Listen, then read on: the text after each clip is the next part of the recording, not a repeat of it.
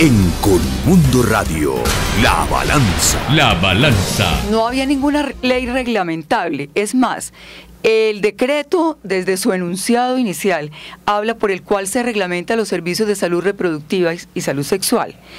Y no hay ninguna ley para reglamentar. El decreto llega a reglamentar directamente la sentencia de la Corte. Otra cosa, doctor, es que se invoquen unas leyes como fundamento de las facultades del presidente. Eso es muy distinto. Usted, es más, me gustaría que usted le precisara a los oyentes en este momento, usted que realmente, pues por supuesto, domina este campo muy bien, que una cosa es reglamentar una ley y otra cosa es invocar unas leyes que le sirven de fundamento al presidente para el ejercicio de las facultades. Claro, pero el doctor Limi tenía una inquietud. Tanto la Corte Constitucional como el Consejo de Estado han sido reiterativos, inclusive desde su tiempo, doctor José Gregorio, constantemente, que el único que puede expedir los códigos es el Congreso de la República, punto. Claro. Con base en eso es que se han tomado decisiones, inclusive no solamente el Consejo de Estado, sino la Corte Constitucional, en declarar, por ejemplo, la Corte Constitucional la inexequibilidad de muchas de las normas, el Consejo de Estado igualmente, y ha sido claro en ese sentido. Inclusive ha ido más allá, y es que en aras al Congreso tratar de, seguramente de tratar de hacer las cosas en conjunto con el Ejecutivo, ni siquiera puede entregar facultades al Ejecutivo para que éste expida códigos. Hasta allá no llega tampoco las facultades del Congreso. Ni siquiera facultades extraordinarias, ¿de acuerdo? Ni siquiera facultades extraordinarias. O sea que en este caso ha ocurrido algo que creo que es grave, y es una extralimitación, podríamos decir, de funciones por parte del Ejecutivo, que ni siquiera mediando una ley reglamentaria, ya inclusive está, ya se creó un programa que ahora nos acaban de informar la doctora Rojas, que se llama Servicio de IV, que nunca le facultaron al Ejecutivo este tema. Pero aquí hay algo preocupante, doctora Rojas, y es que muchas de las acciones que se tomaron, inclusive contra algunas prestadoras de servicio, llámese IPS, por ejemplo, entre las cuales usted aquí acabó de nombrar, recuerdo un caso, el caso de una clínica, un hospital muy prestigioso aquí en Bogotá, en la cual fue objeto de acciones contra ella por el hecho de no darle el alcance a ese decreto, el cual supuestamente tenía que hacerlo. Va una mujer a que se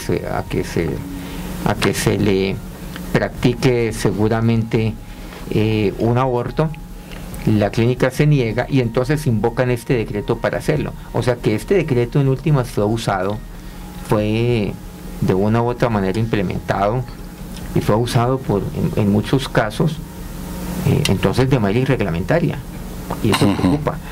¿Qué hacer, doctora? Nos está hablando de un decreto que data desde el año 2006, pero ya estamos hoy en el año 2013. Prácticamente vemos que durante 7 años se aplicó un decreto que contra la Constitución, fundamentado sobre un procedimiento absolutamente equivocado, inclusive inconstitucional. ¿Qué hacer para evitar esto hacia el futuro? Doctor Chamorro, incluso más grave la situación por lo siguiente. Mire, el decreto fue expedido en el año 2006 y en el año 2009 fue suspendido provisionalmente por el Consejo de Estado al admitir la demanda. O sea que prácticamente ha sido 4 años de suspensión y no se hizo nada. ¿Se estaba actuando de hecho entonces? Se estaba actuando de hecho, y es más, porque estaba suspendido. Estaba suspendido, y con base en este decreto se dictaron infinidad de resoluciones, circulares, en fin, a pesar de que estando suspendido. Claro, mire, yo recibí en mi despacho muchas solicitudes, muchas quejas, muchas alertas para que del Consejo de Estado hiciéramos algo para tratar de evitar que se siguiera expidiendo reglamentaciones con base en este decreto. Lógicamente, eso se escapa a la competencia del Consejo de Estado. No podíamos hacer nada. Claro, porque los actos respectivos no estaban demandados. Exactamente, pero sí conocimos que hubo muchísimos actos administrativos, resoluciones, circulares que fueron expedidas con base en este decreto. O sea, derivados de este decreto. Derivado de este decreto. Que ya estaba suspendido. Ya era objeto de una suspensión. Suspensión provisional. Incluso en estos días, a raíz pues de la expedición de la sentencia, en algunos medios me han cuestionado, porque claro, después de que ocurren estas cosas siempre la culpa la tiene el juez, ¿no? Porque ahora ¿qué va a pasar con las señoras que entonces van a ir a abortar dentro de estos 3 eventos? Que quién las va a atender, que ya el post no, en fin, con una cantidad de inquietudes. Y yo les decía, miren, la verdad es que desde el año 2009 el decreto estaba suspendido en sus efectos. Desde ese momento debieron tomarse medidas. Claro. Porque si el decreto fue suspendido, pues de pronto era esperarse que iba a ser anulado. Claro. Entonces, pues, y era un decreto que no se podía aplicar porque ese es el efecto de la suspensión provisional justamente. Lo que uno no entiende es por qué los gobiernos, el anterior y el actual, no tramitaron en su momento lo que han debido tramitar, que era un proyecto de ley, doctor Jimmy. Otro tema interesantísimo, la objeción de conciencia. También se trataba en este decreto. La ley es la que tiene que reglamentar la objeción de conciencia. Entonces, por eso le digo, hay una cantidad de interrogantes y de vacíos. Pero yo creo que todo es vacío, doctora María Claudia, en este momento al respecto. Inclusive, unas cosas que usted no puede decir porque puede estar después incursa en una causal de impedimento. Entonces yo sí las voy a decir, que puedo hacerlo con toda libertad. Inclusive la Corte Constitucional se equivocó aquí. Y se equivocó, a mi juicio, de manera grave. Porque recordamos todos los colombianos cómo la Corte Constitucional dictó una providencia mediante la cual obligó al Procurador General de la Nación a que modificara su posición oficial, la posición oficial del Procurador, en relación con estas normas de este decreto, y obligó la Corte Constitucional a que el Procurador, al modificar su posición, dijera que era obligatorio para las entidades prestadoras de servicios de salud practicar los abortos y que el aborto era un derecho.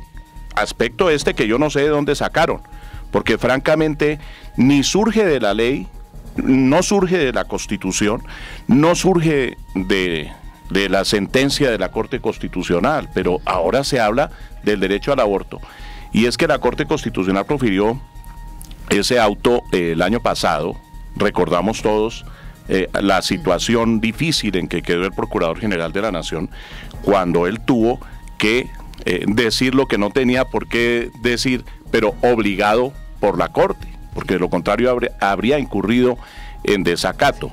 A mí me parece que todas esas son situaciones verdaderamente irregulares y que es muy grave que sean precisamente los altos tribunales los que cometen esas equivocaciones y el gobierno, por supuesto, que no ha llegado a tomar las determinaciones que le correspondían. Varias disposiciones se dictaron en desarrollo de este decreto. Me imagino que fueron resoluciones del Ministerio de Salud, sí, bueno, del antiguo de Protección Social, que hoy es el de Salud. Exacto, sí. Esas resoluciones no fueron acusadas ante el Consejo de Estado.